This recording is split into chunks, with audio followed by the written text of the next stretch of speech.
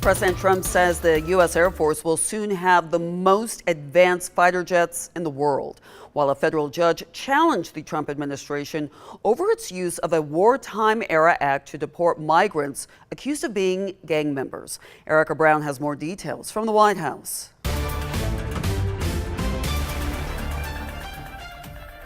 President Donald Trump announced a new $20 billion contract with Boeing to build the Air Force's next-generation fighter jets. The F-47 will be the most advanced, most capable, most lethal aircraft ever built. The F-47 will replace the Air Force's F-22 Raptor and is designed to fight alongside drones. An experimental version of the plane has secretly been flying for almost 5 years, and we're confident that it massively overpowers the capabilities of any other nation. This comes as the president and Defense Secretary Pete Hegseth denied reports that Elon Musk would be briefed on plans for a potential war with China.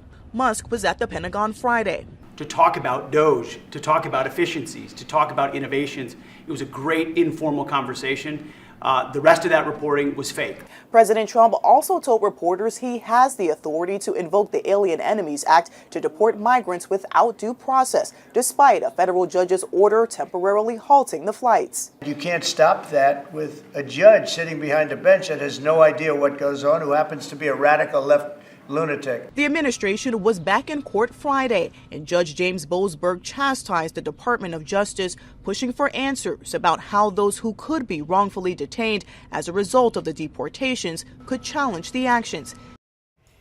The judge suggested his temporary restraining order may be too broad for now. He suggested he may tweak it to allow for the deportation of people who admit to being gang members, as well as people who do not challenge their removal.